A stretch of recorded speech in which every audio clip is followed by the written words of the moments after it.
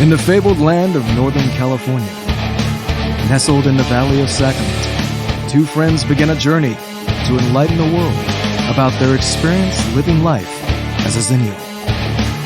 But what is a Xennial, you may ask? If you wish to know, then follow them on their adventures. Welcome to the Xennial Chronicles. This is James. This is Mike.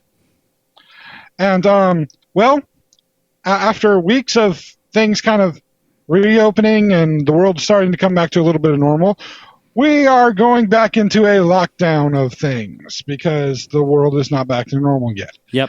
I wonder if there were people who could have predicted this. Smart people. Wow. You're opening up strong, bro. I mean, that had some scientific models to look at and some math that they had done and some historical data to look back on. I wonder if people could have predicted this. Maybe they could have. Maybe they couldn't have. All that I can say is that I've been making sure to do my part, staying at home. When I do go out, I do make sure to wear my mask. And I just hope others realize that I'm not doing it to necessarily protect myself. I'm doing it to protect everybody else as well. Yeah. That's all I'm going to say on the subject. But we are back in lockdown within this week. I know over the next couple of days, the governor of California has announced counties that we live in are going back into the lockdown phase. Yep. So we'll see how that goes. Maybe that'll give people more time to be listening to us. Hi, people listening to us. Hopefully you enjoy. Obviously, there's a lot been going on still in the world. A lot of newsworthy stuff over the last week or so. And I was admittedly having some trouble coming up with any topics this week. And I talked to you about that. And you've been busy with yours and your wife's new gaming channel, which is I already got a lot of good response, by the way. Well, thank you. Thank you. You've also been busy with your recording education channel. Is that a good way to describe it? I would say so. Music and recording education channel. I would consider it like a music variety channel.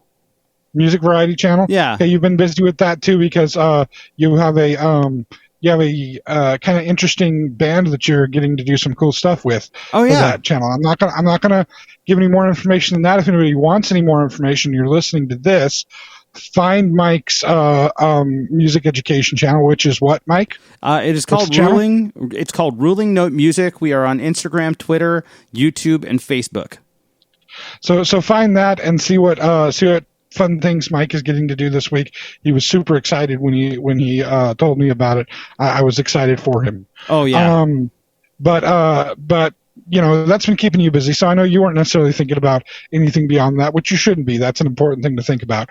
And I don't do much else except sit at home and watch children and refresh myself on TV that I've missed over the years. Watching a lot of old South Park reruns, some funny stuff. Oh yeah, South Park is still great. But as we were talking, and the idea finally came to me what we're going to talk about today. And what I want to talk about is something that's always irritated me. Now, I'm just an ordinary guy that admittedly has consumed a lot of sci-fi, fantasy, comic book media. Mm-hmm. There's people that have consumed much more than me. I know that. I've met some of these people. But I have friends that are some of these people. But I have consumed a pretty decent amount. And one thing has always really, really bothered me every time I watch movies, every time I read comic books, read books, anything to do with it. It's the fact that there's all these wondrous things that either people or the scientific technologies have the capability of doing. Yeah. And I get that for the most part, they're trying to do it for story purposes and to make the story be dramatic and more enjoyable and last for a decent amount of time instead of, a battle being over instantaneously. But I have found that the most irritating thing to me oftentimes is that these beings that have these powers or that have the access to this technology never really use it in a creative manner. Okay. I won't say ever. There's a few instances where they may, but these things are almost never used in a very creative manner. And as a result, it kind of irritates me because I think to myself, there are so many better ways that these superheroes can use their power, or these people can use their technology. And I wanted to just talk about a few of them. Come up with some ideas of where we've seen, and I mean, your experience with superhero stuff, your experience with a lot of sci-fi stuff. Come up with instances where it's like, if they can do this, why didn't they do it this way? Why didn't they use the power to do this way? And I'm going to start off with the inspiration for the conversation. Okay. Which is with one of your favorite things, Star Trek. Right. Yes. Because we were talking right before we started recording. This is what kind of gave us this idea. Star Trek. Now, there are many different cool scientific inventions in Star Trek, many of them that have been created in real life.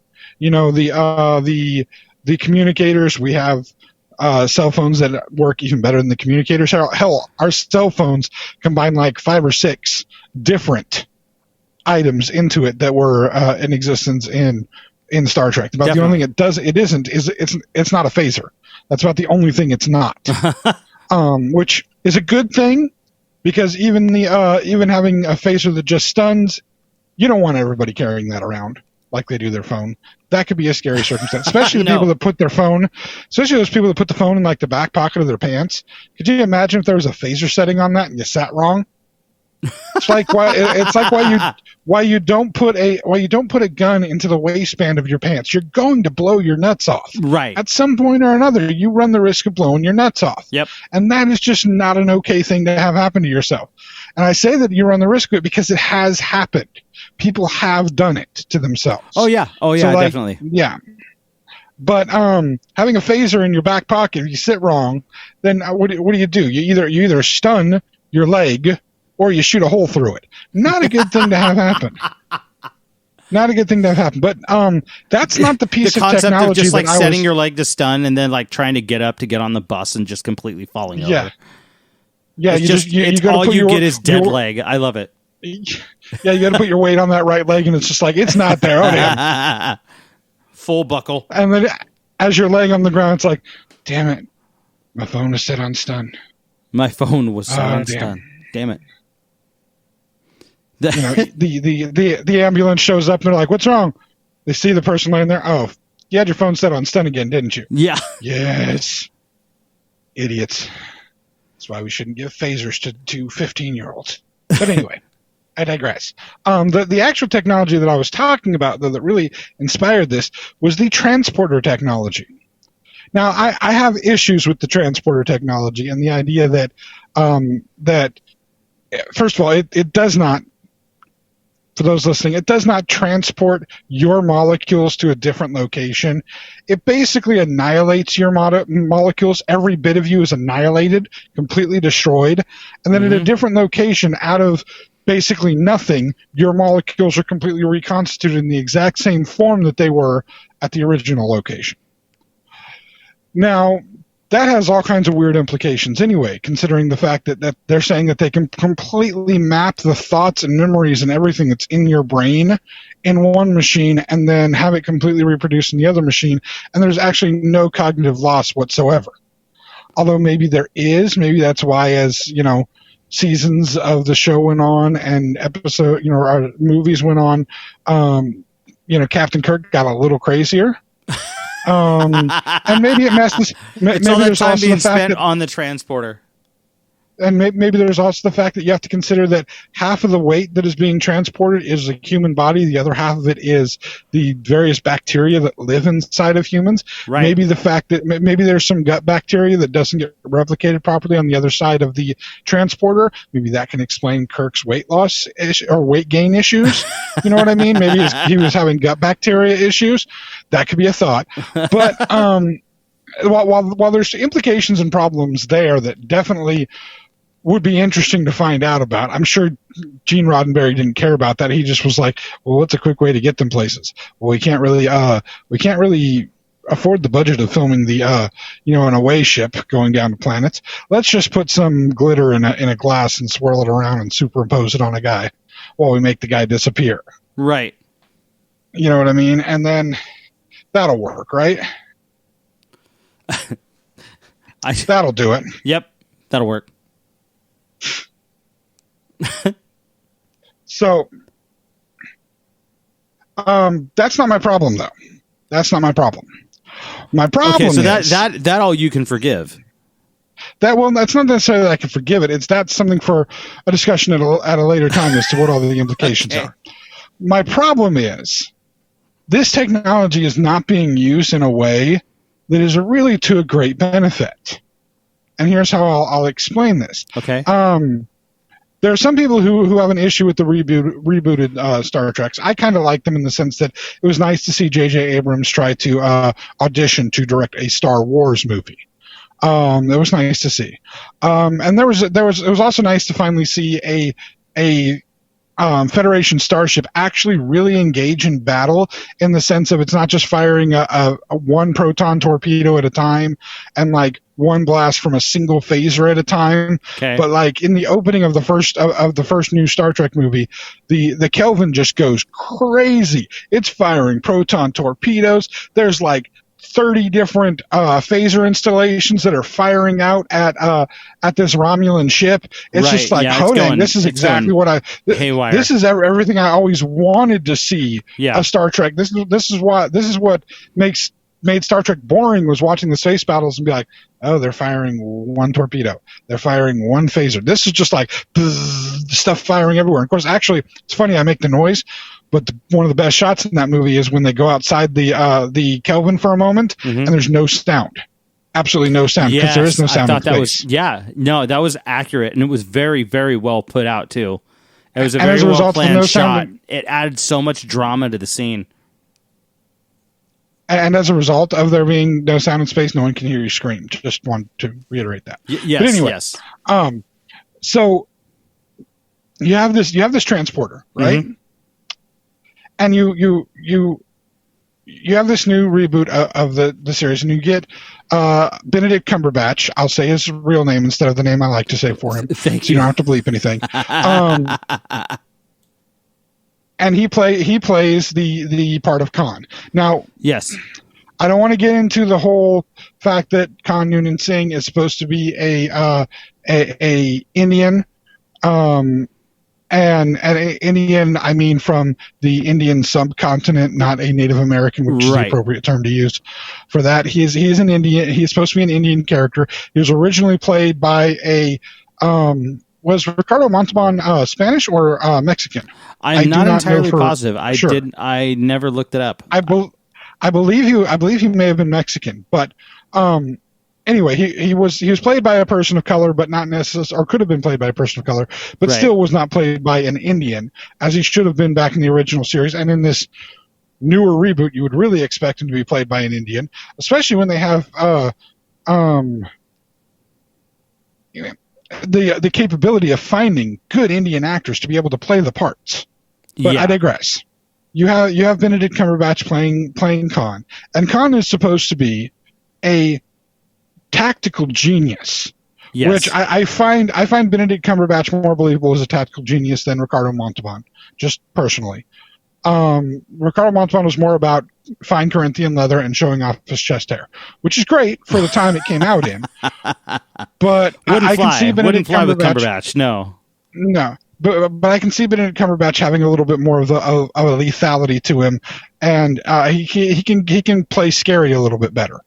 But he's supposed to be this tactical genius, right? Right. That's his thing. And what does he do? He creates the biggest warship. He helps create like this big giant warship. This is in the second new Star Trek movie. He helps create this big giant warship that's bigger than the rest. They have they figure out this transwarp drive, which can catch up to other ships and warp, that being able to catch up to other ships and warp and fire upon them, that's a good military innovation. Don't get me wrong. That's top shelf right there. Yeah. You have a giant ship that can be crewed by less people. Okay. I guess that's kind of cool, although I'm of the opinion if you have a giant ship that can be crewed by less people, then you make less areas of it need to have atmosphere, because if you have less areas with atmosphere, you can solve a whole other host of problems. You can take a lot more damage on the ship, because if there's no atmosphere, there's no fire. So even if those areas are destroyed, you don't. So I mean, there's all kinds of issues. I've had a lot of thought about how to design a proper movie spaceship. We'll get into that another time. Okay. But back to the transporter issue. Okay. You have this transporter, this beautiful thing that's supposed to be able to be intricate enough. It's dialed in intricately enough that it can make sure to but record and encode the nuances of the brain to be able to replicate it elsewhere. Okay. Exactly the same, so the memory stay and all that stay. So this thing should be able to be like to almost the atomic level, be able to, read everything that it's doing, right? Okay. And lock onto whatever it's needing to lock onto. Right. So why has this not been used as an offensive weapon? In the sense of, if you're attacking another ship, we've seen, in fact, in that movie, Admiral Marcus locks onto his daughter, Carol Marcus. Sorry for spoilers for a movie that's like way old. But he locks onto his daughter Carol as she's trying to run off the bridge, and transports her from the Enterprise to his ship. Right. So you can do that, ship to ship transfer, or lock onto somebody who's moving. Right. I mean, in the first one, they lock onto Kirk and Sulu as they're falling off of a drilling platform. They're in a free fall. So this has the ability to fine tune what it locks onto. So why isn't this used as an offensive weapon? You're facing an opponent. Lock on to the opposing ship's captain's head only, and just transport their head out into space. Or if you want to be really fun, transport all their internal organs out into space, and their body cavity just sinks in and they're dead instantaneously. It's like you're talking to the captain, right? So, Captain, are you going to surrender? No, we're not going to surrender. Bloop. Captain slumps down. First officer, I just transported your captain's internal organs out into space. You want to surrender, or you want me to do the same thing to you? You know what I'm saying? This thing has the ability to be that fine-tuned enough to read your brain patterns. You should be able to transport any part of a person that you want. Why has this not been used as an offensive weapon before? I mean, I don't get it. Theoretically speaking, technically that may be able to be done. I've never seen somebody try to do that, and I would like to, now that you're mentioning it, just to see, because here's the deal. When it comes down to the protocols for Starfleet itself, right? Transporter tech and all that kind of stuff, Starfleet themselves can hold themselves to a certain general set of rules. Like you've got things like the Prime Directive. You're familiar with the Prime Directive, they break right? that crap all the time. Oh, they totally do. But they always, especially during the Kirk era. They were busting Prime Directive. He was all over green bitches everywhere, man. But yeah, if there was some hot chick that was, some cool shade or whatever, and she was going to give it up. Yeah. I mean, but that gets into the whole idea that they encountered a lot of planets where there was mammal reproduction. That's a whole different story, because if you don't have mammals, then you don't have breasts and you don't have vaginas, because it's a whole different thing if they're not mammals. So, but anyway, no, I understand that Starfleet may have the regulations and how they're supposed to conduct various things. And Starfleet is not a military organization. Starfleet is an exploratory organization that sometimes has to engage in military actions. Right. So the strength is, and that's all I'm getting at, is that with situations like that, I could see Starfleet themselves, and here I'll let me explain to the end of it, because it would make sense. This still makes sense to be the capability of this happening still makes total sense, and the reason why is because if you were to look at how Starfleet has their rules written, I'm pretty sure they have something in there that the transporters themselves can't lock on to something unless it's an entire being, or something like that. Some dumb rule about a Starfleet transporter, but it doesn't say that about a Klingon transporter or a Romulan transporter or any of the other warring. Okay. I get what you're saying. Morally obligated, less than morally sound. No, it may actually be that it has to be able to, because I've never seen an instance where they're able to to like transport something out of somebody's hand. So no, they have to lock onto the whole being, connected, right? And that's actually how you can transport more than one person. But here's the crazy part. Okay, get this: you can fool somebody. You can fool the transporter to transport more than one person simply by grabbing the other person. That's a MacGuffin they use all the time. And actually, you know what? My theory. I just blew a hole in my theory from the second Star Trek movie. They take one of the missiles that Khan had. You don't know it's not, or torpedoes, right? That Admiral Marcus had put on the Enterprise. Yeah. They take one. Carol Marcus and Dr. McCoy take it down to a planet. And McCoy's arm gets stuck. No, Marcus's arm gets stuck in it. Somebody's arm gets stuck in it. It's McCoy's, actually. McCoy's arm gets stuck in it, and they're unable to differentiate McCoy from the torpedo. So it's not that fine-tuned. So, okay. Okay, okay. As it exists right now, I guess what I'm guessing is maybe whatever mathematical equations, algorithms, whatever that they use to be able to do the brain mapping to get the exact brain mapping correct, right, and all of that portion of it is not nuanced enough to be able to do individual body parts. Well, I would. Okay. Damn. No. You're not actually that off. You're really not. You're missing another thing. You're missing another piece of the puzzle here. The same technology that's used to transport is also used to replicate. Transportation and replication are, in theory, the same exact thing. The difference is that replication is where you save a copy of the object that you've destroyed, and then you can duplicate and replicate that copy as many times as you see fit. The replicator is used to produce food. So if you want a steak, you don't have to produce the whole fucking cow. You just produce the steak itself, right? Which means it has the capability of keeping the database of individual body parts. Well, but you would have to. The thing is, if the database is created with the database would have to be created with the original model of the steak as a steak to be able to replicate it. So, okay. What about medical usage though? Recreating body parts from the DNA that already exists in a person, they can replicate limbs. Yeah, but that would work in a slightly different fashion. Because again, you're dealing with the annihilation and then the replication. Because with the transporter, it's locking onto the thing as it is at that exact moment. Right. Whereas if you're replicating a body part later, you can do it with a DNA scaffolding, making do those things. That's different. So my exact plan wouldn't work, but you could there's still the idea of just transport a dude out into space. The whole dude. Yeah, no. I would like to see that. I think forget the removing parts of them. Just transport a dude out into space. Just in the same scenario, it's like, dude, yeah, I just transported your captain out into space. You want to go next? Right. And I'm sure there are certain shields that are supposed to help and stop with transporting, but I'm just saying transporters could be used for things that are a little bit more interesting than just getting from place to place and as a plot device. Well, they've broke down the shield thing too. What you do is a shield is a force field that vibrates at a specific hyper frequency. If you know what that frequency is, you can actually penetrate it without actually going through it. You go straight through it without causing a hole or anything, goes right through it. So if you know that, then you can actually transport somebody or transport an object or a person off that ship. Yeah, if you know the frequency of the shield.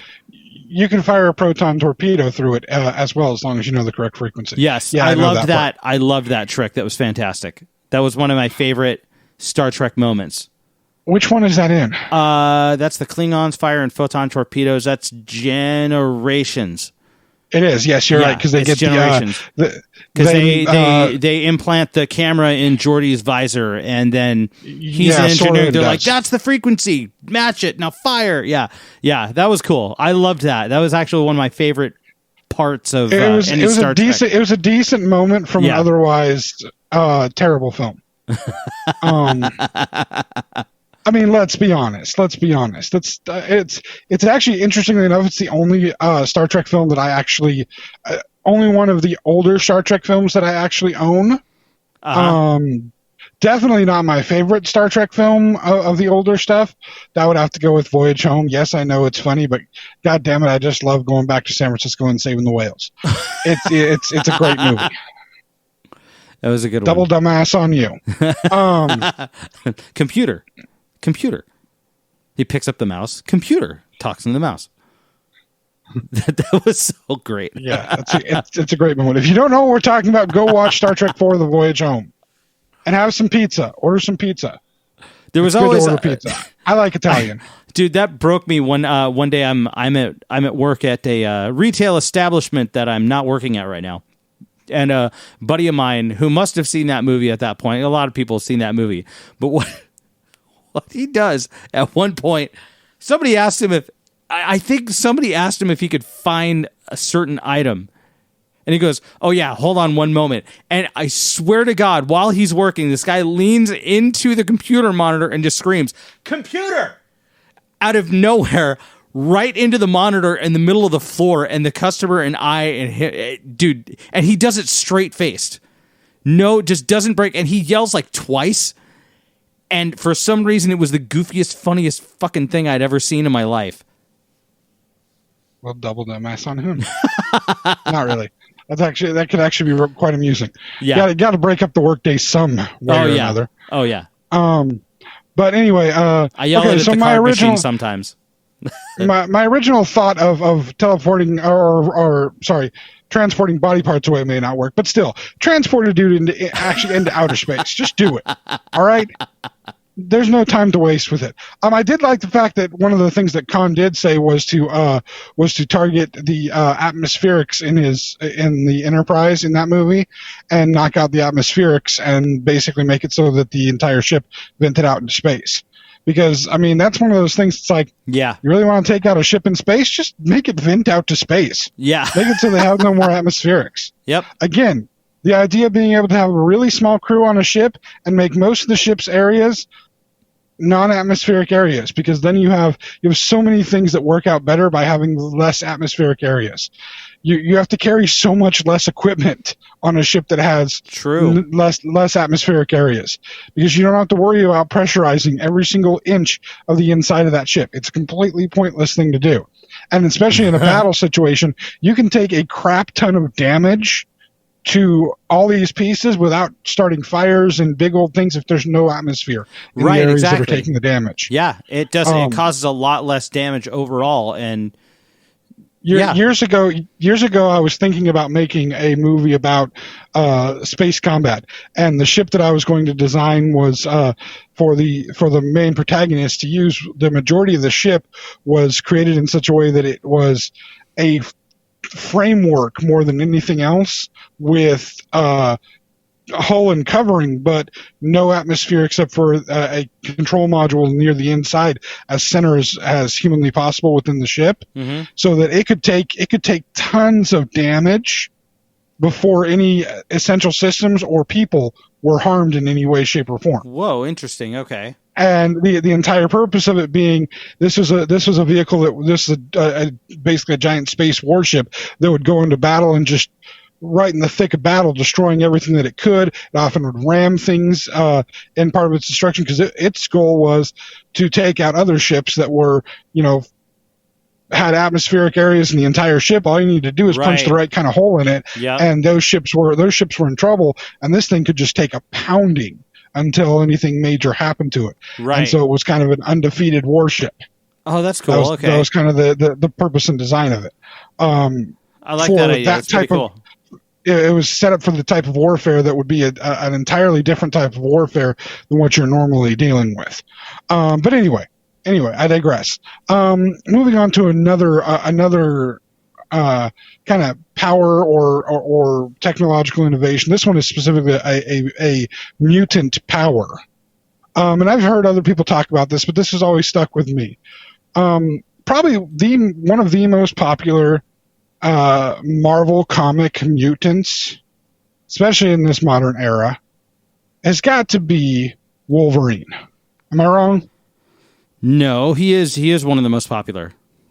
I mean, when you consider the fact that the X-Men movies, Fox's X-Men movie, should really be titled Wolverine and Friends, because literally they literally had a cartoon series called Wolverine and the X-Men after the X-Men films came out too. I know. Which is a more apt description of the direction that film took with the X-Men. I mean, the X-Men were around for decades before Wolverine was introduced. Oh yeah, definitely. And made a part of the X-Men. And while even in the original X-Men cartoon from the 90s, the good X-Men cartoon from the 90s, mm-hmm. he was an important character, but he wasn't like the be-all and end-all character like he was in the X-Men movies. I mean, those were all about Wolverine's story and Wolverine's journey. Right. You have characters like Cyclops, who actually does have some interesting things that happen to him within the comic book stuff. Yeah. The comic book continuity. I mean, his brother is an interesting character. His mm-hmm. other brother is an interesting character. His mm-hmm. father was a freaking space pirate. Yep. I mean, how interesting is that? But in the movie, he's just relegated to somebody who is kind of a douche. Sorry, in the exact words, you're a dick. That's what he's relegated to. Yeah. But God, it's been a while since I've seen that. Here's the thing about Wolverine, and I've seen other people post this. He has the ability to save thousands upon thousands of people on a yearly basis. If he wasn't so worried about popping out his claws and, scratching people up and whatnot. This is a guy who, and admittedly, I don't know his blood type, but this is a guy that could continually donate every major organ that can be donated. Yeah, you just remove it and it would grow back almost immediately. Exactly. I'm curious what his blood type is, though. Would that be a blood type issue? Yes, it is. Oh, definitely it is. It's a blood type issue, and it's an antigen issue. There's so many issues involved to make sure that he could. I was going to say, like, donate to research, though. Yeah, you could donate for any purpose. Figure it out. Yeah. I mean, yes, he does feel pain. Sorry, I mean, and anesthetics don't necessarily work very well on him because of the healing factor. Right. I wonder if you could knock him out, or did you just have to like cut his liver out while he's alive? I believe that there's while he's alive. That there Kill is. him first. I believe there is a form of sedation for him, but it really takes a lot, and it doesn't work for very long. Yeah. It's like other superheroes that have super fast healing factors, like the Flash, for instance. Mm-hmm. His metabolism and his healing factor is so fast that he can't ever really get drunk. Oh, that's great. Okay, yeah, that makes sense. Yeah, the Flash can't get drunk. Technically, it's really hard for even Wolverine to get drunk. Yeah. But I'm just saying, dude could donate organs, and it's like he could donate limbs if he wanted to, and it'll regenerate. Yeah. Same with Deadpool. Although Deadpool would probably do it. That's probably the difference. Although then Deadpool would probably, whoever he gave organs to, he'd probably stalk the person forever. And like let's say he gave somebody like a kidney or something, he would like find the person, walk up behind them, rest his head up against there, and like, ooh, I can hear my kidney gurgling. It's amazing. Because that's kind of the weird things that Deadpool would do. Yeah. Are you making sure not to drink too much caffeine or milk so that you don't end up with kidney stones? Kidney stones would be bad. Don't want to hurt that kidney. Smack a coffee out of their hand. No, you can't have that. What the hell is wrong with you? Yeah, no, that'd be a total Deadpool maneuver. It would be, but I mean, that's the thing is, you have these mutants with this healing factor, like again, Wolverine and Deadpool. Come on, let's donate some organs. Yeah, for sure. I mean, they did make him, at least in the probably the worst. It's hard to say that it's the worst X-Men movie. I will say this much: the X-Men movie series should have learned at this point to never, ever, ever bring back the Dark Phoenix character. Because in live action, they have never pulled it off. It has been in 2 movies, and both of those movies were the worst X-Men movies completely, and possibly some of the worst comic book movies ever. If it weren't for like the Catwoman movie and Batman and Robin. I mean, Those two X-Men are awful. X-Men Last Stand and X-Men the what is it? Is it Dark Phoenix or is it just Phoenix? Whatever it is. Both those movies were just completely awful. And the same factor is Dark Phoenix. It's a character that is, if it's not done right, it destroys everything. It's really hard to do the character right.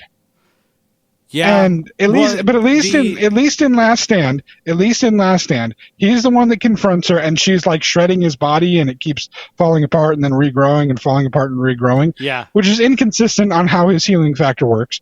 But still, he was the only one that could defeat her because he's the only one that could get close enough to her with the healing factor. Okay, I get it. Fine, that works. But still, it's like, use the healing factor for something more than, oh, look, he can get beat up and get right back up. You know what I mean? Use it for some good. Help some people. Give a kid a heart. Because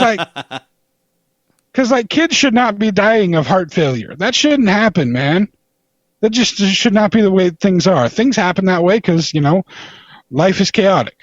But, if you could give a kid a heart so he doesn't die of heart failure at, 7 years old, nobody wants to have that happen. Right. Give the damn kid a heart. I'm just saying. I'd do it. If I had a healing factor like that, hell yeah, I'd do it. Oh, yeah, absolutely. I'm just saying. That's, All right, we're at a point where we can take a break. Oh, okay. So we're going to take a break right now. When we come back, we'll come up with a few more powers and technologies that, quite frankly, are just not used correctly, including some Star Wars ones. Oh, okay. For a while weren't used correctly, and then they were. Oh, but really? Even more Okay. that still aren't. All right. So we'll be back in a minute. All right. Hey, friends, this is Mike from the Xennial Chronicles reminding you to subscribe to our YouTube channel. You can also follow us on Twitter and Facebook at Xencron, spelled Xenchron, to keep up to date on all things TXC. And please check out our official website, thexennialchronicles.com, or if that's too much to type, Xencron.com. Thanks again for listening, and now, back to the show. And we are back, everybody. Woohoo! So, I think I'm going to dive right into the Star Wars issues. Okay. Because, and again, there's specific things I'm going to focus on in Star Wars. I'm not going to focus on, the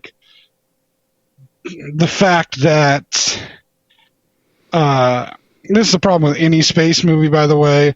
The fact that if there's artificial gravity on your ships, that means there has to be artificial gravity generator somewhere, and that means that the way that artificial gravity has to work with those artificial gravity generators is that the closer you are to the artificial gravity generator, it actually would increase the gravity. Oh, okay. Oh, I think I follow. So, for instance, if the artificial gravity generators were at the center of your ship, then near the center of your ship you would have much greater gravitational pull than you would near the outside of the ship. Right. Okay. Yes. The outer hull. Yes. Actually, interestingly enough, there's a novel that I read as a teenager. The novel's called Sovereign. Okay. It was very ambitious to read as a teenager because it definitely dealt with a lot of issues that for most people probably think is too much for teens to deal with as far as sexuality and things like that.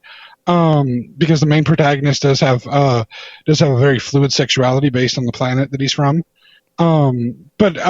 Anyway, the designs of this is one of those things that one of those books I was devouring as a teenager when I was trying to figure out what I would ever do to make a movie about combat in space. Okay. And they actually discussed the effects of having ships that had artificial gravity and the fact that the gravity generators in the center of the ship caused a whole host of problems. Now, how does that relate specifically to Star Wars? There are actually ships in the Star Wars Legends universe, the novel universe, that are called they are Imperial ships. They did appear in the Rebels TV series, so I guess they're considered canon at this point. Okay. The type of ships they're called interdictor cruisers, interdictor class, and the purpose of these ships are they actually generate gravity wells. so they can. Let's say you're an Imperial fleet, right? You're commanding an Imperial fleet. You're on your Star Destroyer, and you're attacking a bunch of rebels, right? And the rebels are trying to do a hit and run type of thing. They've hit this space station, or they've hit the mining installation where you're mining Tabana gas. Okay, so you're in Cloud City basically. You're mining Tabana gas. The rebels have hit your installation of Tabana gas to try to make it so you don't have it. They're trying to escape. You're trying to engage them before they can escape. They have a lot of small ships, a blockade runner class ship, the stuff that's supposed to be fast and get away quickly. You want to try to stop them. You only got a couple of Star Destroyers. So what do? You call in a couple of interdictor cruisers. They set up and they can start a gravity well generator that generates gravity wells that are akin to planetary gravity wells. That will mess up navigation for light speed and can actually trap the ship around a planet. Whoa.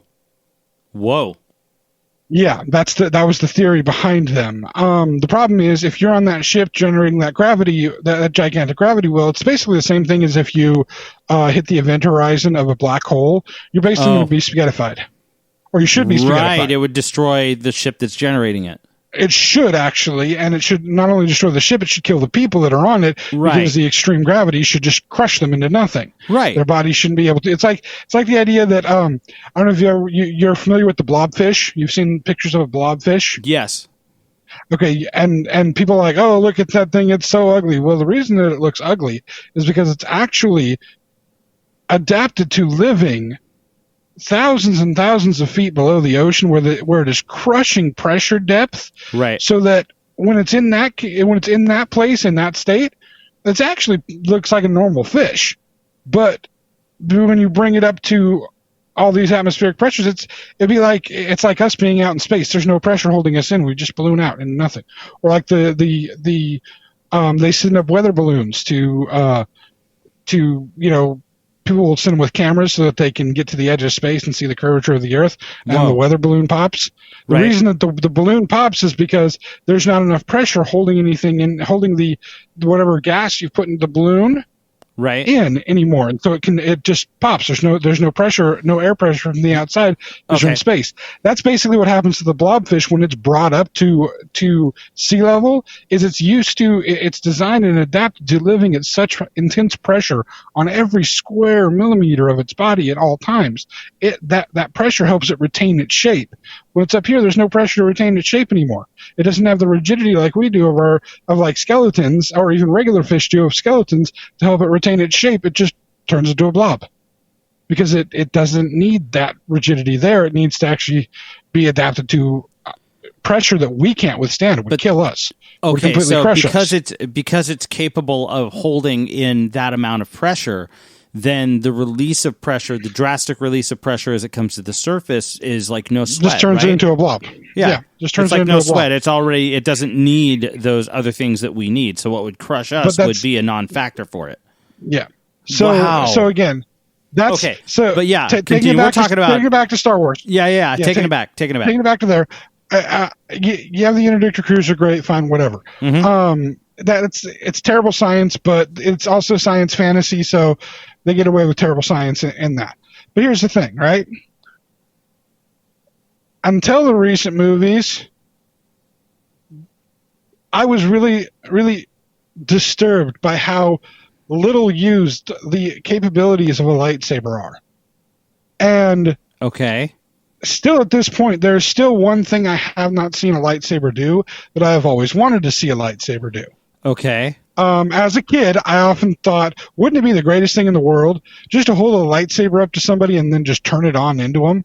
I mean, if you're a Sith assassin, that's how you assassinate somebody. I think we've definitely talked about this before, but we've talked about this and how great a moment it was, how horrible a moment Han Solo has to die, but how great a moment in that I'm literally sitting there in the theater going, oh my God, he's going to do it. He's going to do it. He's going to turn on a lightsaber into somebody. It's been done in cartoons. It was done in cartoons before that. The Clone Wars cartoon had done it, but like it hadn't been done in a movie. And like he turns on a lightsaber into him, and it's the most horrific thing. But like, hey, if Han Solo is going to go out, that's a way to go out. Right. Be the first cinematic one to have the lightsaber turned on into him. Okay. So then you have in The Last Jedi, not only is the lightsaber turned on into a dude, but it's actually manipulated and turned to face the dude before it's turned on into the dude, which is amazing. That adds another layer to it. Still, lightsaber turned on into a dude. I like it. It happens twice within a very small amount of time too, which is like, yes, this is what I want to see. Then in the final movie, you see them actually use the Force with their hands to stop a lightsaber mid-swing and kind of force push the lightsaber back. Both Kylo Ren and Rey do this. Sorry, the movie's been out. If you haven't seen it, screw you. And man, I was. It's been a while. It's been a while. It's on. Look, man, if you guys are watching Hamilton, turn around and watch. Yes, please, yeah. Just turn around and watch. You already got Disney Plus. Just get it. Yeah, and watch The Mandalorian too, because it's great. But anyway. Those were like some of the big things I wanted to see a lightsaber do. But why hasn't anybody used the Force to turn off another person's lightsaber? Because you can flick it on and throw it and it still stays lit. You don't have to hold the button down the whole time. Darth Vader does it. Right. I mean, the whole, Obi-Wan has taught you well. Yeah, he taught him how to get the high ground. What the hell? Yeah. And then he's like, I ain't going to jump up there. I remember what happened last time I jumped up there. I ain't going to jump up there. I'm going to throw my lightsaber at you. And it's still lit the entire time. Question, so do you think it can stay lit? Do you think that that's a move that prequel-wise Lucas had planned? Like he knew that that's the way it happened the whole time, and then he finally was just like, I can write it in now. I'll put it in here. Because that is legit the absolute darkest, like, aside from killing all the kids, that's legit the darkest part of the entire prequel series.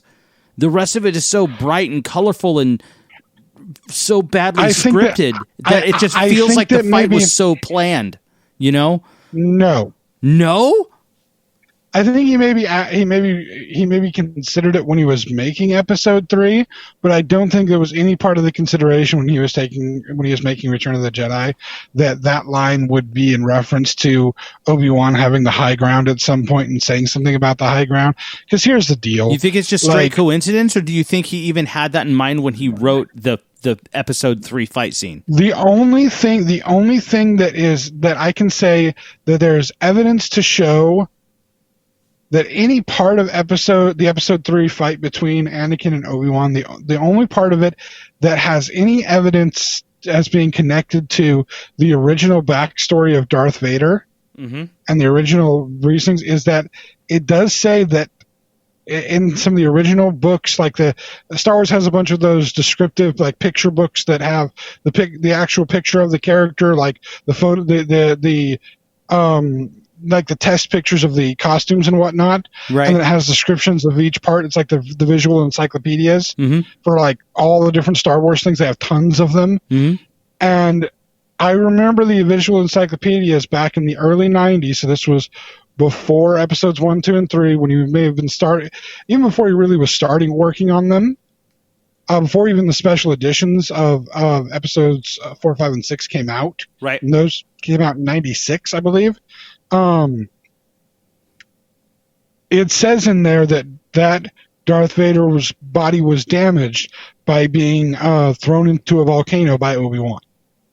That is the only piece of it that seems like it was already predetermined. But you got to understand, there are so many things that he changed halfway through the stories. I mean, Luke Skywalker was originally Luke Starkiller, and he was a old general.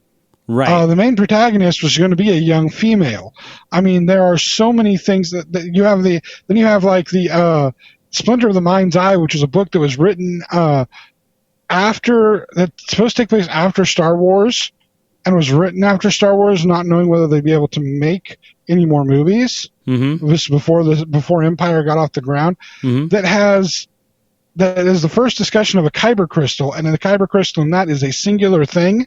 It's not just like tons of kyber crystals, but the kyber crystal is a singular thing, which is it's a singular locus of the Force, and Luke and Leia both go searching for it, have a little romantic involvement, nothing heavy, but just minor romantic involvement, and Vader goes searching for it as well, and there's a big fight between all of them. and it's something that's not considered any canon. It's not Legends canon. It's not film canon. It's nothing. And so it was made in case they needed to make that as a movie if Star Wars had done badly, because it was going to be just a couple of characters on some like jungle planet, so it'd be really cheap and easy to make as a movie. Wouldn't require a whole bunch of special effects. So I mean, there's a lot of continuity that has changed, and keep in mind, Lucasfilm was in charge of all of the Legends continuity and all the different books. Yeah. They approved all of that stuff. And the Legends continuity goes hundreds and hundreds of years after the Battle of Endor. Right. So, I mean, there's a lot that I think has been... I don't think he had all of that planned ahead of time. I think he had a little bit planned to start with, and as it grew, he kind of maybe did some things to make things connect a little bit better. But no, I don't think there was a plan for that ahead of time. Wow. But anyway, back to my original point.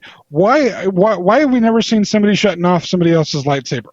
I mean, admittedly, it'd be boring to have a battle of two guys using the Force to turn each other's lightsabers on and off. But still.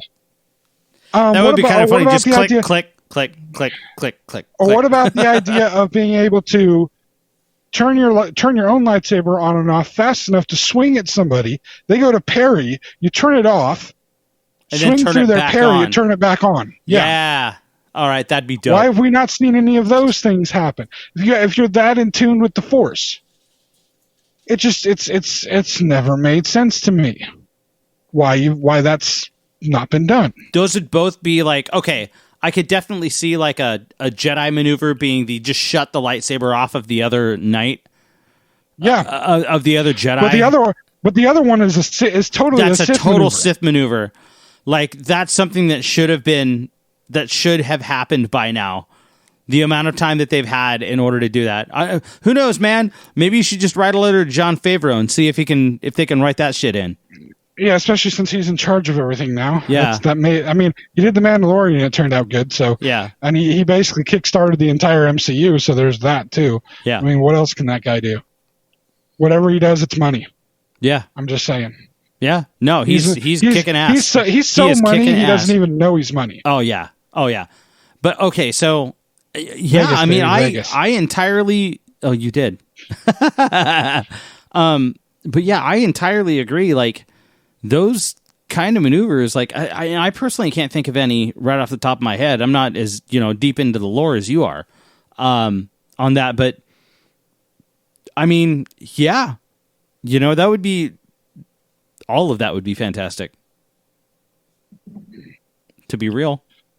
So get back into the X-Men universe here. Oh, going back to the X-Men. Okay. Go back to especially the film X-Men universe. You go back to the X-Men, the second movie, X2, X-Men United, right? Okay. And we find Magneto in the beginning of that movie. He's in a plastic prison, right? Yes. Until, of course, a guard has an interesting encounter at a bar and gets a giant amount of iron injected into his ass. Which, by the way, that would have really done bad things to him for his iron level to be that high. He probably would have found himself in the hospital with the toxic effects of having that much of a metal in him.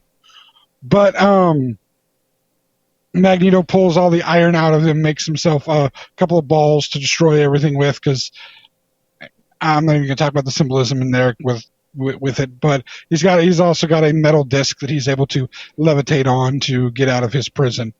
But that's a lot of iron. Huh? That's a lot of iron.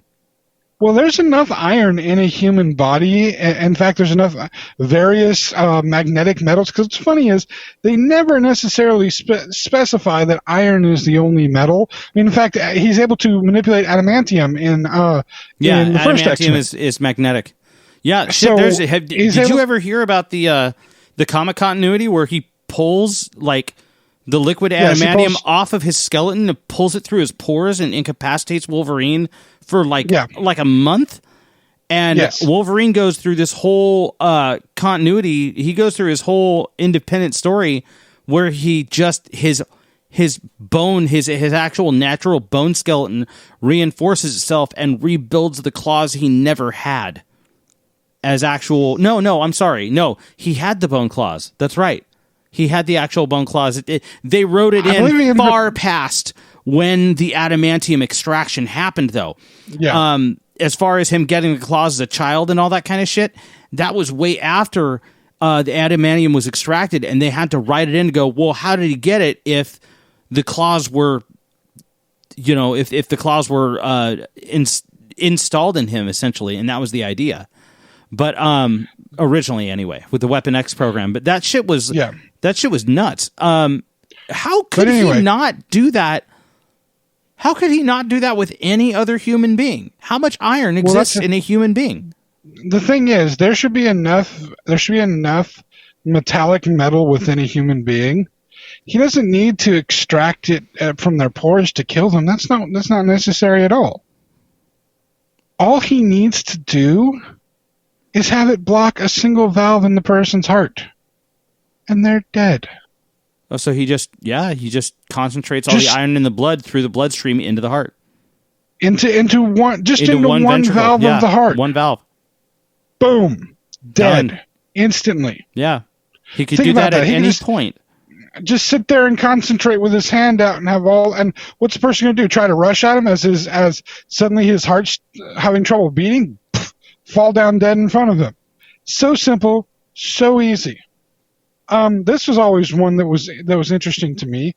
Being a guy that played a lot of role-playing games, I always wanted to be able to do it. I never got the opportunity to do it because I always ended up with different characters that I had to play to help supplement a party. I always wanted to play an elemental wizard who focused on water and conjuring water, controlling water, that kind of thing, right? Mm-hmm. And just conjure water in somebody's throat. Oh, whoa. Just conjure a ball of water? You're fighting a beast of some type. Just conjure water into their throat as they're breathing. Whoa. Drown them. Why not? Wait a minute. So you're telling me that, okay, so that's what you can do. Something I don't know. You can conjure. This is way beyond my wheel. This is way out of my wheelhouse. I don't. There'd be spells where you can create water, right? So why not? And you do it in a location. Why not do it in their throat? Yeah. Why don't you just put it in their lungs? Yeah. Boom. Dead. Shit. Instantaneously. Same thing with a character like Dr. Manhattan, who can basically from the Watchmen, for people who don't know who I'm talking about, he can basically change anything at a subatomic level. And he's fighting the Viet Cong, and he just kind of swipes aside, and they all just explode. Why do they need to explode? You can do anything with him. Admittedly, he is one of the ones that is used correctly in the sense that he can do anything, so he just does anything. It's like, well, I can just destroy you. You're destroyed. It's simple. I still have to see The Watchmen. Not just the film. I want to see the series. The series is a continuation of the original story, and there's some interesting things that it touches on. So it's I understand, though, it's pretty heavy to watch. But then the movie was too. Have you never seen the movie? Never seen the movie. You've never seen the movie? Okay. Have you read the graphic novel? No, that's one of the ones I completely missed. Okay, I will say this. There is, of course, major differences between the graphic novel and the movie. They should stand as their own two things. Okay. The movie is very, very interesting in the way it handles certain things. It does have some cringy scenes. Mm-hmm. If you come away from that not connecting to Rorschach, I'm actually going to be a little bit disappointed in you. Okay. I don't know if you'd go to the actually, I'm positive you would never go to the extremes that Rorschach goes to. Right. But I think you'll understand where he's coming from. Rorschach is basically he's basically Batman without the money. Oh, well, I'm already there. But he's without the money, and therefore without the ability to have Batman's money allows him to be humane when he deals with criminals. Right. Because he has the ability to have gadgets and have all these other things going for him. Right. If Batman had no money, he would have to rely on being more brutal. It wouldn't be about fear and intimidation. It would be about brutality. And right. That's because that's the only. Yeah. The thing is that Batman has the gadgets and the capability to instill fear without being really full on brutal. Interestingly, there is a Batman analog in Night Owl, who does have the money and the of course ability. It's an owl. But yes, of course, it's an owl. But in many ways, that's Rorschach is it's what Bruce would have become if he wasn't a rich kid. And he didn't have the financial support and the butler that may or may not have been his dad, depending on which continuity you want to look at. Butler dad. And by the way, seriously, anybody that's surprised by that, there are theories in different continuities that Alfred may have actually been Bruce's father and not Thomas. Okay, in that's fact, great. It's one of the theories of the Nolanverse, actually, because of the fact that it's not. Nolan has not said that it's so. It's just one of the fan theories, just like the fan theory of the Joker having been a military personnel, which would have been impossible because then when he was taken into the prison or the jail, if they had done any amount of processing on him, they would have been able to find his records within the armed services records, fingerprints, DNA sample, anything like that would come up in armed services records. Right. But nothing ever came up, so they never knew his identity. So he couldn't have been a soldier. But some of his tactics and some of the ways that he does things made people theorize he might have been a soldier at some point. Well, his ability to walk in formation and aim was extremely convincing, let's say. Well, I mean, also his tactics. He has a psychological tactic to him that is beyond. It works beyond your standard.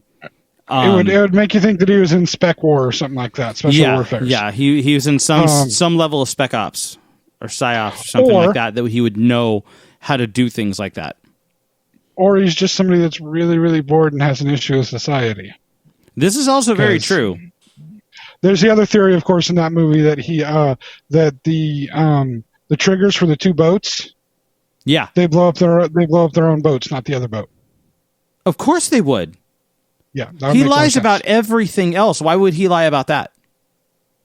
Yeah, but anyway, yeah, watch Watchmen at some point. But we got way off the rails. No, we didn't. Not too far. We're still in the comic book world. Dr. Manhattan, though, is one of those super powerful characters that they use properly in the sense that nobody can really defeat him because he is just beyond the level of power. You have somebody like Superman that, like, literally, even when he was dead, he wasn't actually dead. All that he needed to do was go lay out in the sun for a day or two, and he would have been perfectly fine. Oh, he did that shit through the ground, and he was fine. Yeah. He got a little bit of solar radiation, and he was able to come back to life. If they had just like, oh, he got stabbed to death, oh crap! If they had literally just laid him out in front of the sun, and like, hey, just you know what, take him to the beach for a while. Just take dude to the beach. Just lay him on the beach. Lay him out. Fine. Put a pair of sunglasses on him, Weekend at Bernie style, and just have him lay out on a towel for like a week and see what happens. Oh my god! I am just imagining right now. Batman and the Flash carrying around Superman on a Weekend at Bernie's thing. Seriously, damn! I need to this is a Robot Chicken sketch. you have Superman Batman and Flash dies and Batman and the Flash Weekend at Bernie's him to get him back to life. And you see, they round a corner at like the beach, and there's Wonder Woman in a bikini, and she waves, and like Batman makes Superman wave. And whatnot, and it's like, yeah, that's it, right? She doesn't even know. She doesn't even know. Just she doesn't even know. Exactly. This is, I see that happening. But that would be great. That would be brilliant. Superman is literally. They had to create something that was a weakness for him because otherwise he's unstoppable. He is an unstoppable god. So they had to create a green glowy rock that made him weak. Because without the green glowy rock, it's pointless, right? What bad guy is going to hurt him? Yeah. Even Doomsday, like even in the modern movie, the Dawn of Justice movie, Doomsday was still not beating him. It wasn't until they used the Kryptonian spear on both of them. the kryptonite spear on both of them, that it actually killed them. But like, he could have just stood there and kept fighting with Doomsday. It's like, okay, well, let's keep going. Dude got nuked, and of course, what happens? He's nuked. He's all shriveled up and dying, and the sun comes out, which it's again radiation. Again, I'm not sure how that works exactly. Radiation from a nuke hurts him, but radiation from the sun helps him. I think we have a problem here. That's another continuity issue right there. We're going back to square one on this. I like this. Full circle. Full circle. I like it. Still, they had to create some, and that's the other thing. They did actually discuss this during the Death of Superman comic arc. Yeah. That when he was fighting Doomsday, they at least I read the novelization as well as seeing the comics. In the novelization, it has some of the inner thought going on of Superman at the time he's fighting Doomsday. Yeah. And he's kind of has the inner dialogue with himself of like, he's always held back when fighting people because he doesn't know how much his strength could, what damage his strength could cause. So he's always held back a little bit, but this time he's not holding back. He has to give everything out to defeat Doomsday. And so, I mean, you find these moments where they have those little caveats of, he's never really fought up to his full potential, because if he did, he's basically unstoppable. He is a god. Oh yeah, he definitely is. That's actually the biggest. And you know what? If there's anybody that knows this, if there's anybody that's seen it, I fully stand by it. There's a show that I watch on YouTube called Death Battle. I think I've had you watch 1 or 2 episodes. Have I ever? They're bullshit. Bullshit. They're bullshit. They go in detail. Bullshit. Are you talking about the vote-based one, or are you talking about the actual stat-based one? Okay, no, the one that I watched, I just disagreed with because I said it was because I think it's bullshit. Which one was it? It was the Green Dragon Sword against Mechagodzilla, and I still call bullshit. Didn't Mechagodzilla win? Yes, and that's why I call bullshit. Why? Because the Green Dragon Sword is better. But you don't just say is better in general. See, this is the argument. That's my only argument. That's why that's all I can say. Damn it. Okay, so check this shit out. You should see the one with fucking what do they do? I can't remember who it is. It's one. Oh, I think it's Naruto versus Obi-Wan Kenobi, or one of the characters from Naruto. Oh, it's Naruto's teacher versus Obi-Wan Kenobi, and it's younger Ewan McGregor Obi-Wan that they work with, but they take all of the stats. And the biggest difference between the two is the fact that the Naruto character takes from, I believe his power is internal. So his ability to focus is based upon his internal capabilities.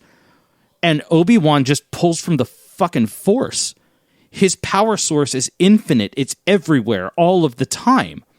And so his capability of doing and being able to focus and moving at whatever speed is inherently, theoretically infinite in comparison to the other character, because the Naruto character had personal physical limits because they were stuck within himself. Obi-Wan doesn't have those limits. He pulls from outside of himself in order to use that to fight in this death battle.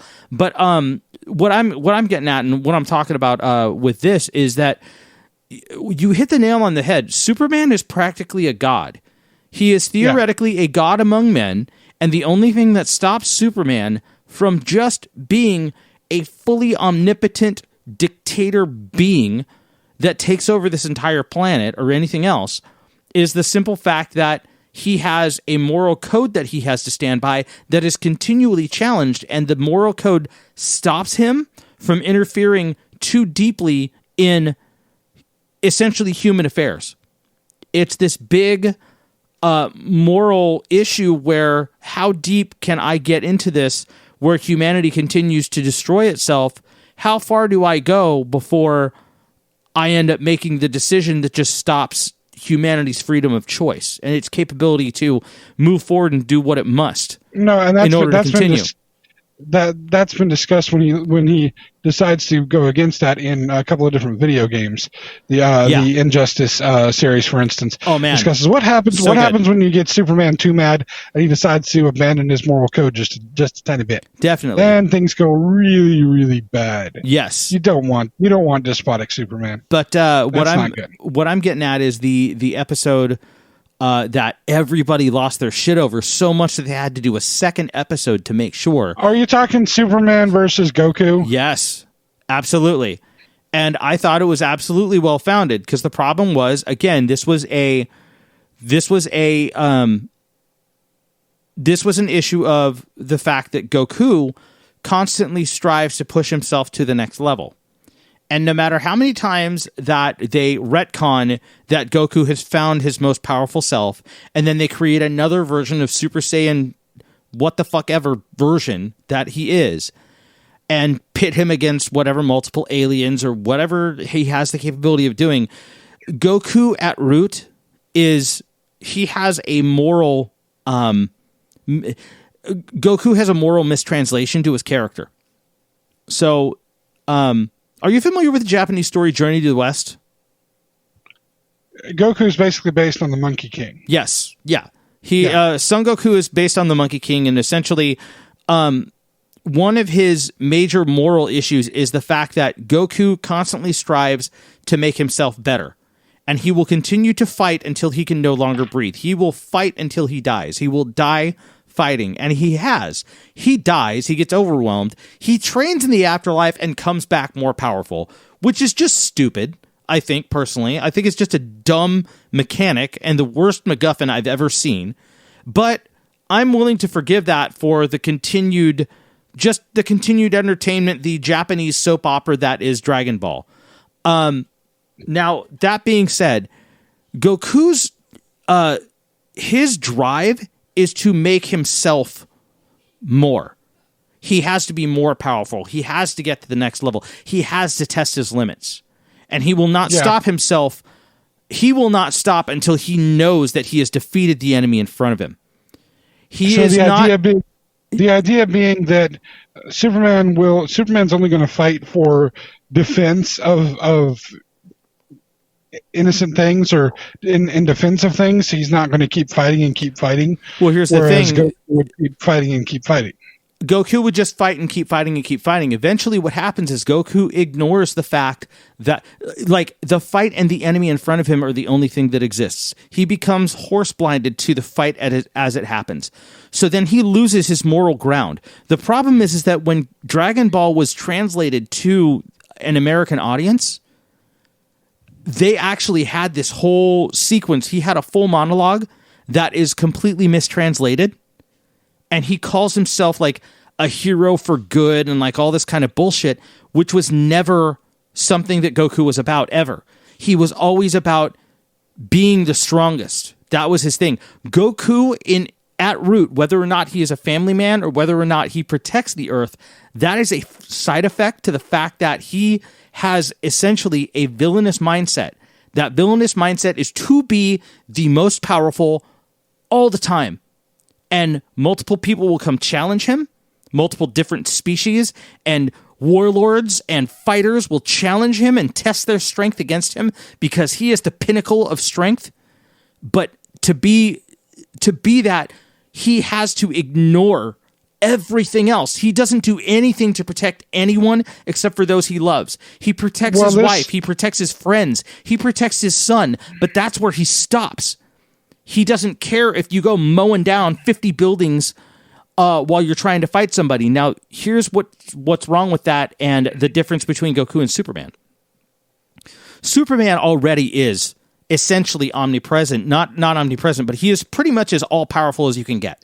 All-powerful, yeah. And he is the closest to omnipresent that a single being can possibly be. The capability to move at the speed he has, how far he can hear. Now, hold on. Omnipresent would have to do with the ability to know everything, and he really doesn't. That's the one place where. So when I mean omnipresent, I mean to be everywhere at once, not necessarily. Yeah, I thought that was omniscient.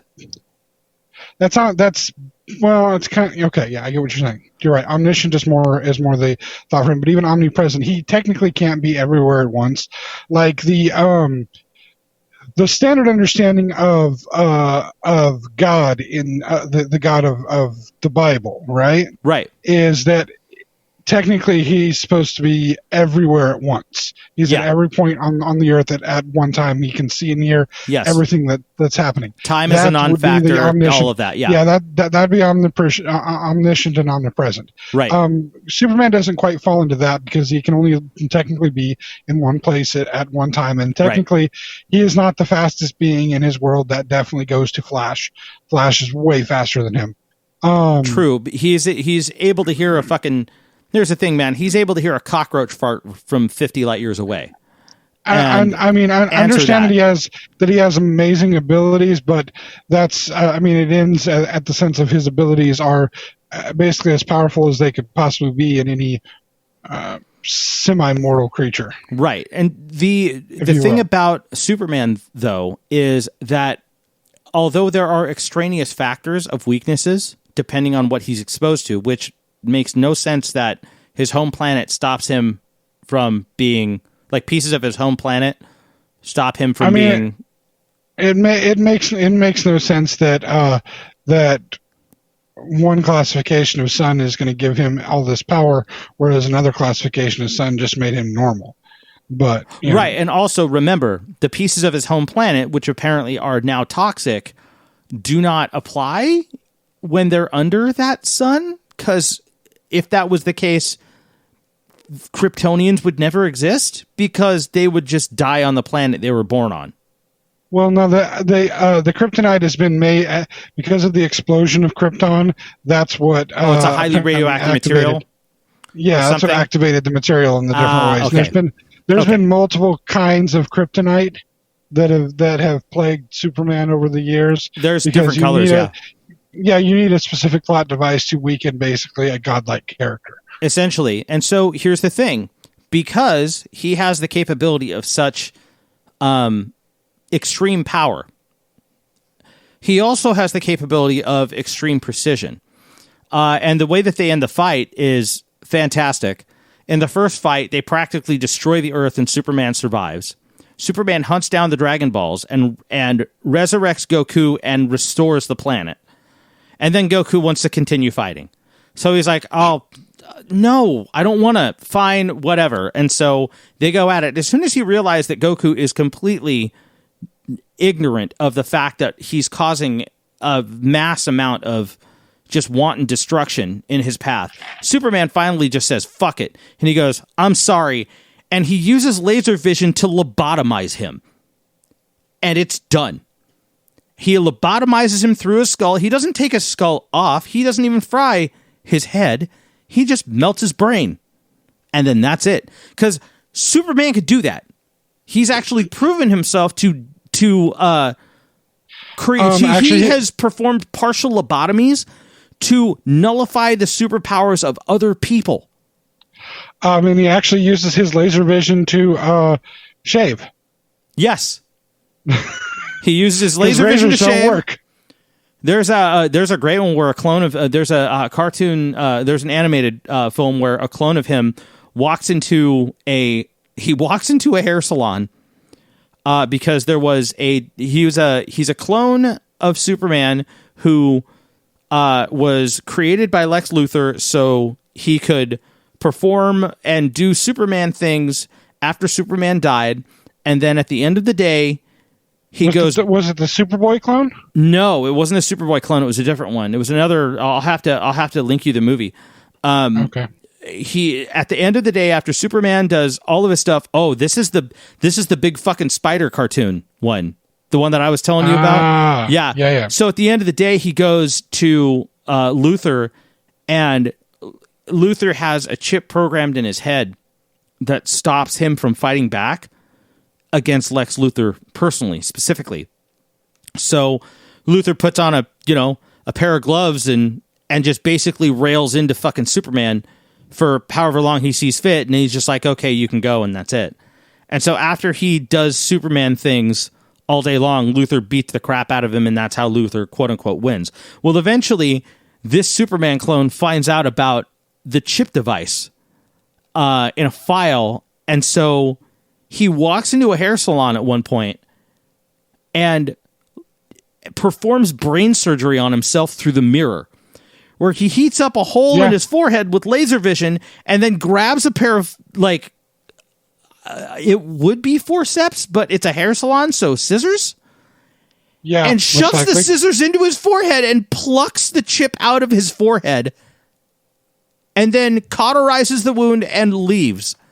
No explanation to anybody. And now he's like full unfettered Superman clone. Just there you go. Yeah, great plot device. Fantastic plot device. But even copies of him are capable of that type of precision. And I think it's so what we're saying is that there have actually been moments, to tie back to our original purpose of this podcast. Yeah. There actually have been moments that one of the most powerful superheroes around, if not the most powerful superhero, Superman, has actually used all these various powers of his for good purposes at different points in time. But most of the time, the excuse is he tries to keep him in restraint. Which, by the way, just to end the argument for everybody, I am a Marvel fan. I am more of a Marvel fan than I am a DC fan. But whenever people talk about, oh, what would happen if the Avengers went up against the Justice League? I'm going to tell you right now what would happen if the Avengers went up against the Justice League. Basically, the rest of the Justice League would step back. Flash would encircle the Avengers and make it so they couldn't basically go anywhere. And then Superman would just destroy every single one of them if that was what was necessary. The thing is, there is not a single one of the Avengers that has the capability to stand up to Superman in a fight. And even put together, if Superman had been involved in the Infinity War, Thanos would have been dead. It's just that simple. Do you think he would have punched Thanos into another world? So legit. Just that simple. Legit question. Do you think that Superman would be able to hold, like, do you think the Hulk would be able to hold his own against Superman? No. No? You think Superman just have him wrapped up? Done. I mean, the thing is, if Thanos was able to beat the Hulk, then Superman could beat him, no problem. I guess, the Hulk gets more powerful the more angry he gets. Right. But Superman can punch him with a single punch hard enough to knock him completely out. Once he's out, he's out. Yeah. If you're just talking tit for tat. It's been proven he can be knocked out. And that's the thing is, the rest of the Justice League can just sit back and watch. And the only purpose of the Flash is just to keep them all corralled together. Right. To make it easier for Superman. But there is not a single member of the Avengers that could take down Superman, especially not one-on-one, but not as a group. There is no, the only way that that's happening is if for some reason they have their hands on kryptonite. No kryptonite? Sorry, Superman is having a field day with every single one of them. That makes sense. There's only one or two Marvel, well, let me rephrase. If Scarlet Witch is there, Superman might have some problems. The Scarlet Witch is probably the only one who could go up against it, or Doctor Strange. Technically not an Avenger during the movies, but until the end. Now, those would be the only ones that would give him some trouble because Superman has a weakness against magic for some reason. Yeah, that's the thing. That's the big catch. Right. So I'll amend and say if Doctor Strange or Scarlet Witch is with them, then you got a decent fight. Yeah. But otherwise, and then I would put it more on the Avengers as winning because there's just more of them than the Justice League. But there's that. But anyway, I think we while we went far abreast of our original topic, we still ended up talking about superhero powers. I still want to see somebody transported out into space in Star Trek. Come on. I want to see a lightsaber get shut off mid-swing and turned back on. That'd be dope. Hell yes, I want to see that. Yeah, I want to see that. Would be dope. So very much. Or just even the fact that why did Darth Vader have to use the Force to crush somebody's throat? Again, just use the Force to crush their aorta a little bit. All they need is to have their aorta rupture and they're dead instantly. Their entire blood volume will bleed out into their body cavity within 3 minutes. Aortic dissection is no joke, people. That thing will kill you instantaneously. And is almost impossible to know that it's happening. It's just suddenly your aorta is shredded and all your blood is gone. Oh, man. Gone. So, well, it's not really gone. It's all filling up your insides and not staying in the arteries and veins and vessels that it should be in. So, I mean, it's just that simple. Just, flick of the finger, and suddenly you have a giant hole in your aorta, and you're bleeding out into your body cavity. Why you got to take the whole time to choke him? I mean, maybe it's a masochistic thing. I don't know. Maybe he gets off on it. We don't know. Yeah. We don't want to know. Point being that I do think that sometimes creative minds can have a lot of fun with these powers, but at the same time, I understand the reason for keeping these powers in check, because it's less fun. It really is less fun when all somebody has to do is flick a finger and the person bleeds to death internally. Sometimes it's nice to be able to see a protracted lightsaber battle to enjoy the badassery of it, even though it could be done so much quicker. Substance. There's an art and a flair to it. You know what I mean? Yeah, exactly. But still, it's fun to ponder what diabolical things we would do with the various powers that and the various technologies that these people have. Anyway, Mike. Yes. As we usually do at this time of the show, where can people be listening to us, even though they're already listening to us? Yes. Well, you can listen to us. You can listen to us at thexennialchronicles.com or Zencron.com, spelled XENCHRON. You could also catch us at Zencron at Facebook and on Twitter. I'm still teaching James about that Instagram thing. We'll make it happen. But after that, we were. Hey! I'm old. Okay, I'm old. All right. People have trouble with these things. It's okay. We'll take it slow. All right. But on on top of that, we're also available on a lot of the major podcasting forums, especially Google and Apple and everywhere. Tune in. Basically, if you're looking for it, check out anywhere you like to listen to podcasts and type in the word Xennial. And you'll find us. Come up because, we're one of the top podcasts about Xennials, because I guess people just don't want to recognize and talk about the beautiful experience it is to be a Xennial in the world today. Yeah, man, there's just not enough of, apparently there's not enough of us want to talk about it. But you know what? Just remember, you got us Harry to listen Potter to. is one of us. Not the actor, not Daniel Radcliffe, but the character Harry Potter. He's a Xennial. Actually, I think Daniel Radcliffe is also. He's a millennial. Daniel Radcliffe. Yeah, he's a millennial. Yeah, he's not a Xennial. He's a millennial. No. But anyways, on top of that, also, you can find us on YouTube. Search for the Xennial Chronicles on YouTube. We're actually trying to get up to 100 subscribers. And then from there, we can actually have a URL that we can give you for our YouTube channel. So go subscribe to our channel. Make sure that if you're listening to this on YouTube, hit that like button, click the bell, leave us a comment on the regular page, on the regular podcast, and we will listen to them, or we will read them and respond to them and all that fun stuff. Unless you're a bot. I don't like bots. James is not a fan of bots. He doesn't like them at all. Not a fan of bots. No. No. Bad experiences watching the original Terminator as a kid. Also have an issue with people with Austrian accents. That's a whole nother story. Anyway. I'll make sure to buy you an Austrian bot for Christmas then. As long as it comes with some schnitzel. Anyway. Thank you all for listening, and we will be back again next week. Have a good one.